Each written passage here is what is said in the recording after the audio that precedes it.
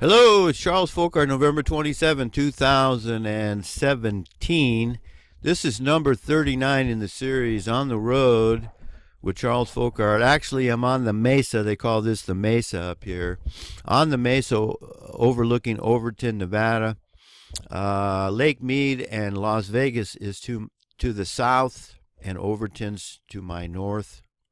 There's been quite a bit going on. I haven't done a video on this in the series. I've done other videos on the Israelite, on the topic of the Caucasian race is the Israelites, and you might want to check those out.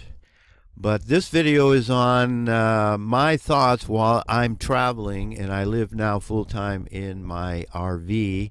A 1977 Mini Winnie on a Chevy G30 chassis. And last Thursday was Thanksgiving, and I wanted to go down to the senior center, and I wanted to meet some people. And that was the main reason I went. I don't really need to have a Thanksgiving dinner, but first time I've done this. Went down. I got there early. I got two hours early. I went there, and I thought I'd meet this woman, Cindy, that I mentioned in the last video.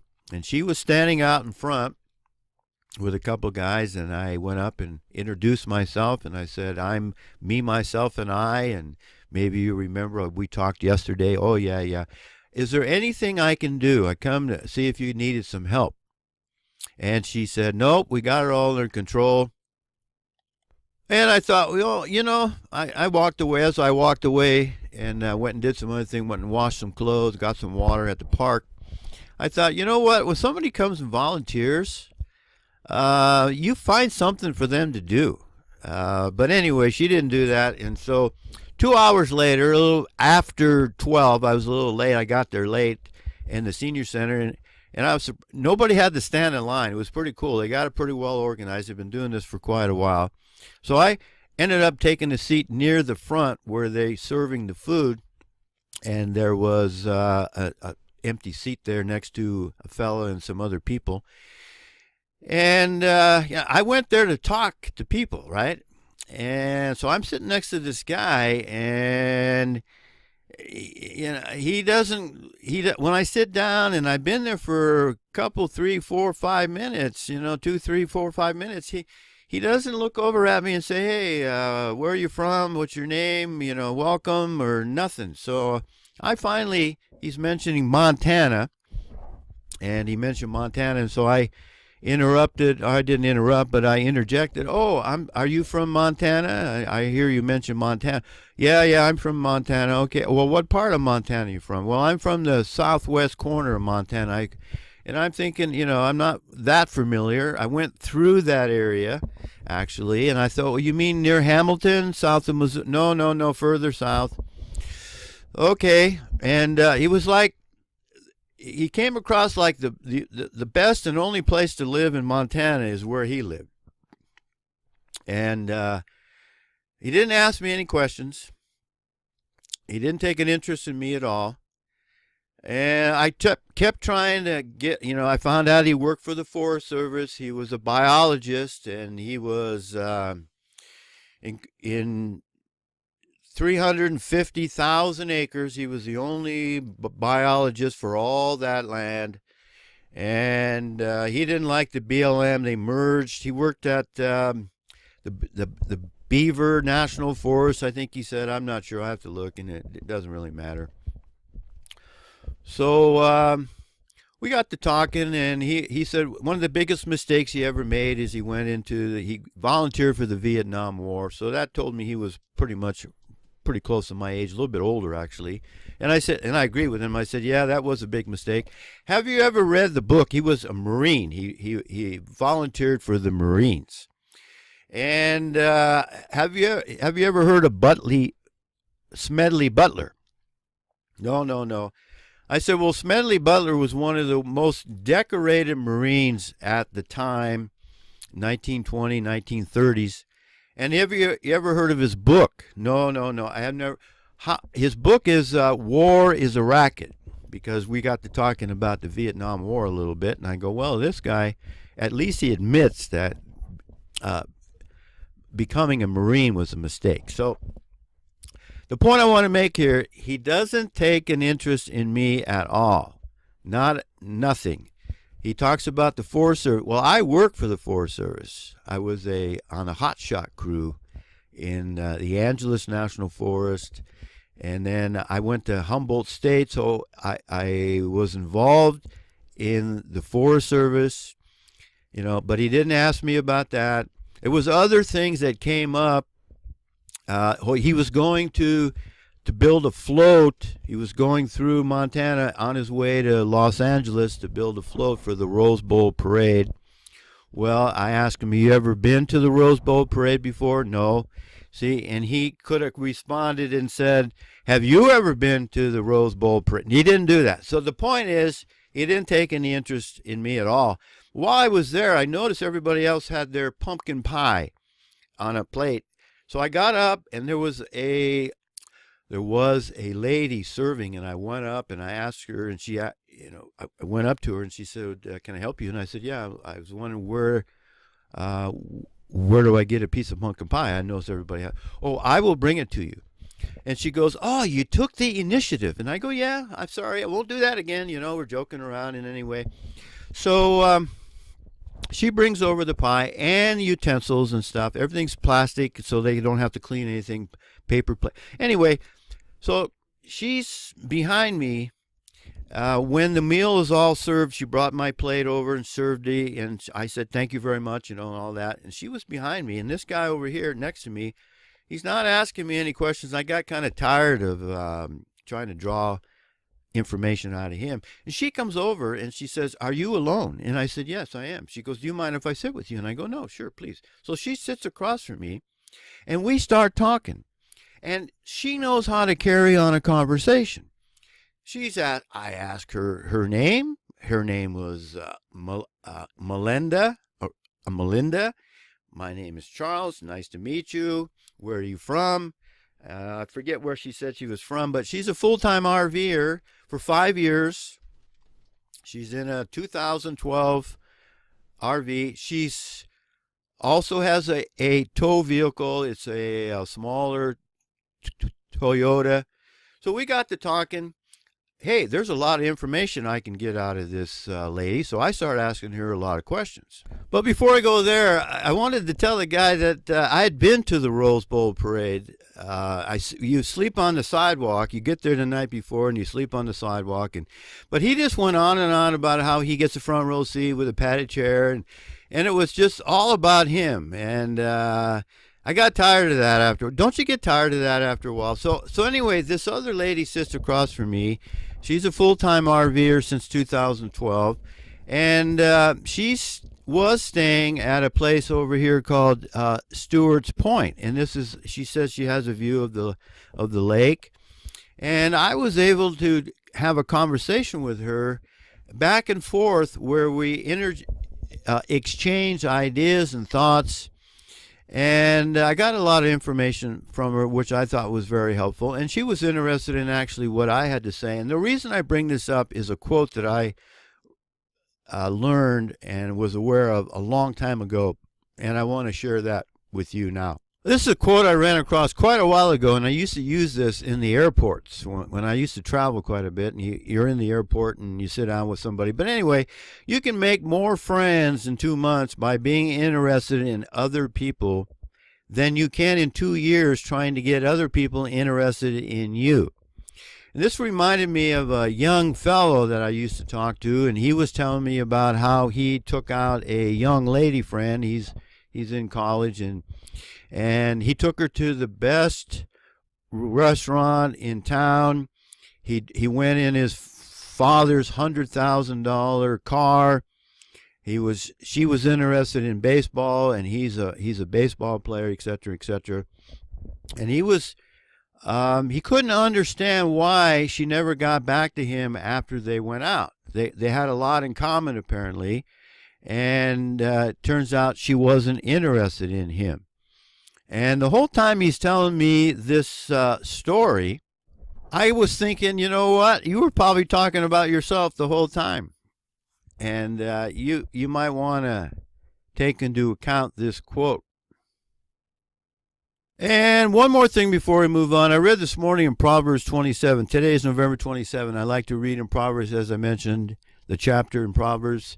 And I ran across this verse, and I've read this many, many times. That's why it's good, I think, in my opinion, it's good to read the Proverbs, at least chapter every day. Chapter 27, I came to this verse. Wrath is cruel and anger is outrageous, but who is able to stand before envy? Now, they got the envy, they got the meaning down here, jealousy or envy, but they're not the same. You can be jealous of what someone else has, and you want that for yourself. But envy is a completely different animal here. Envy is someone, they don't want what you have. What they want is for you to not be able to enjoy what you have. They get envious of either you or what you have or what you've accomplished or who you are, and who is able to stand before envy. Try to, if you're in a relationship and you're dealing with somebody and you're having a difficult time, try to find out if envy is involved, because you will not be able to stand before envy. I've noticed that when I get with individuals and I develop a relationship and they begin to compare their life with mine, and they see that it's not this, it's different, they start attacking you, personal attacks. They start finding fault in the way you are and who you are. And I'm just telling you, be careful, folks, because the relationship at that point will go to hell. And you got to be careful. And I've seen that over and over and over again. And I hope this helps you, because you're not able to stand before envy. I got a email sent to me by Tall Oak, and it was about the wind that was blowing over trucks and other vehicles in Wyoming here on November 22nd.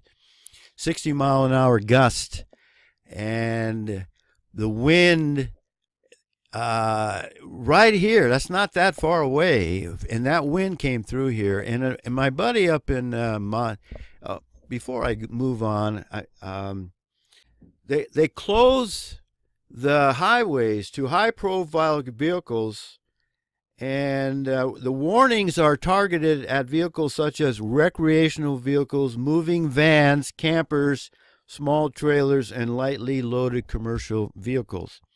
And if you watch the other videos here where I talk about the wind, and the wind came through here, and the fellow that is the watchman here at the little power plant here, he told me that was very unusual to have that wind 60 miles an hour. The airport had it clocked at 60-mile-an-hour gust, and I was concerned, and it turns out for good reason. And my buddy Ryan up in Edmonton says, that might be HARP. And I noticed yesterday that they were spraying here. I'm going to show you those pictures here in a minute. They are spraying here like you wouldn't believe all day yesterday. And I'm trying to figure out why they pick certain areas. It's not spraying to the north, and they're not spraying over here to the northeast. They're spraying over near Las Vegas area. And it's not just one plane anymore, and I will show you those pictures here in a minute. So that before I go there, though, it's in this slideshow. That lady I met in Thanksgiving dinner says she parks at this point, Stewart's Point, and it has a view of Lake Mead. And I thought you might like to see a few of the images that I took when I went there yesterday. And here's the spraying. See this? And I couldn't help but see it, and I had to take some pictures of it, folks. They are spraying everywhere. And that is going towards Las Vegas. And here's another view of the lake. It is a very beautiful part of Lake Mead. And there's my vehicle right there, as you can see. And they're spraying. And it's not just one plane, folks. I saw at least 3 jets spraying at the same time.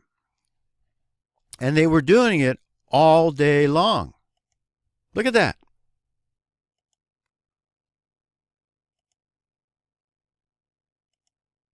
I took a picture of this lizard, I guess it is. He was in my path as I was walking away. Oh, and one more thing I want to show you. This, I wasn't going to stop. I was on my way home, and I was, headed home, and I thought, well, I'm going to stop here, and I am glad I did. This is called Rogers Spring. And there's a spring that comes out of the middle of nowhere and comes down and comes out of the ground. And you can read this if you like. I'll bring it in to focus. And the water of Rogers Spring is around 80 degrees Fahrenheit year-round. And boy, was this a find.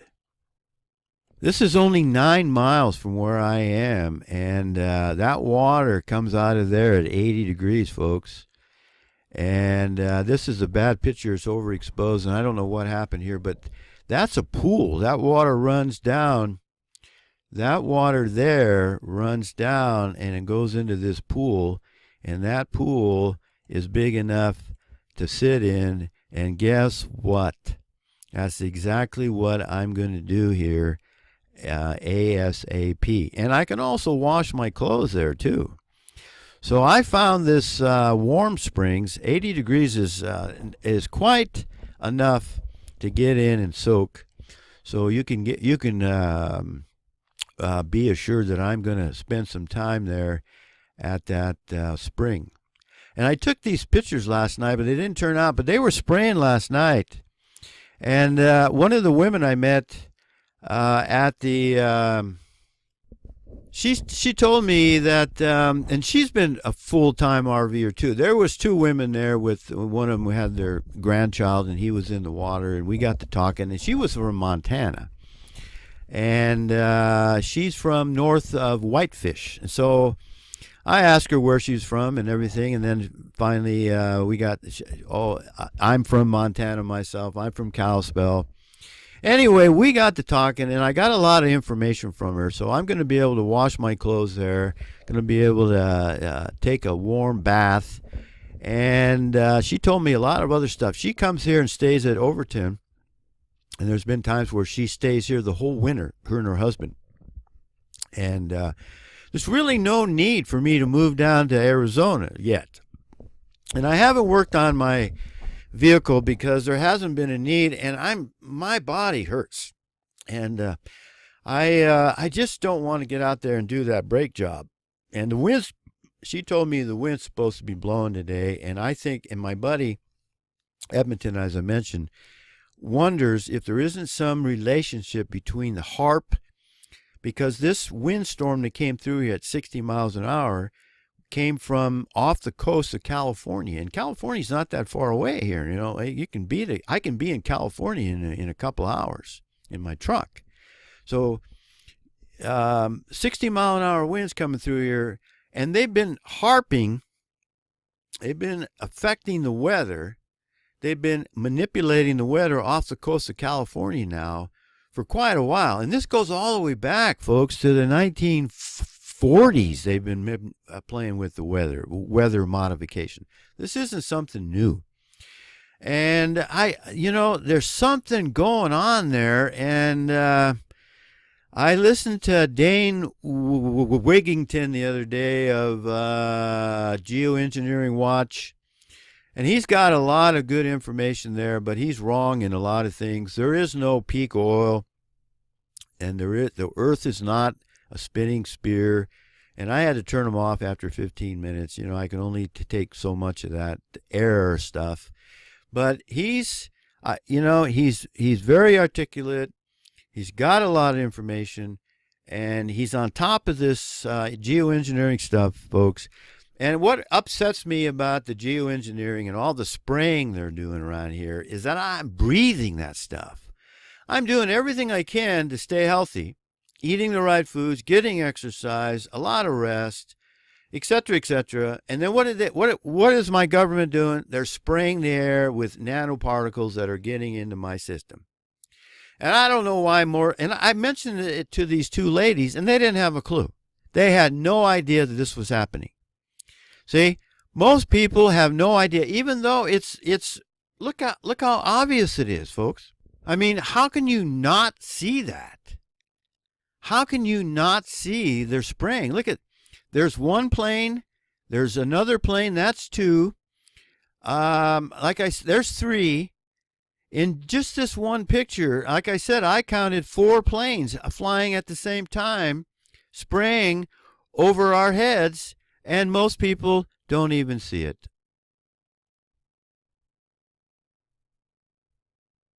And one more thing I got to thinking about, I had to go to the ATM and draw out some money here, and they give you your ATM money in $20 bills. And don't forget, they're going to change. They're going to take Andrew Jackson off of the 20. And they're going to put on some black lady that I don't even know her name, and I don't want to know her name, some black slave or somebody. Andrew Jackson was a real war hero. He fought in the Battle of New Orleans, and he kept Britain from taking over the Louisiana Territory. And he fought the banks. He fought the vipers.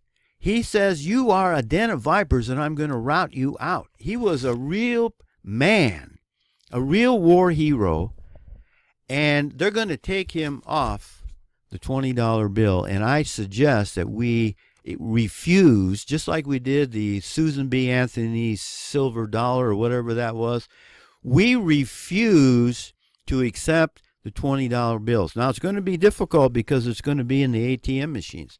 But what I'm going to do, I think, is that every time I get these $20 bills, I'm going to go inside of a bank and go, you know what? I don't want these $20 bills with this black lady on them, this negress that I don't even know anything about, who was put on here in place of Andrew Jackson, and I want different bills. And I don't want $10 bills because that was Alexander Hamilton, and he was a Sabbath Goy. I want Ben Franklin $100 bills. Stay tuned for that. They told us that over a year ago. They're gonna take Andy off of the $20 bill, and we shouldn't even be using these. Are Federal Reserve notes. These are fiat currency. Hopefully, the entire economy will collapse. The petrodollar will collapse, and people will wake up at that point. I don't think they're going to wake up until there's a major shakeup. They got their heads so far up their posterior that nothing's going to wake them up until it is in their face and they can't find food and they can't get a job. But I'm going to end it there. I'm having a great time.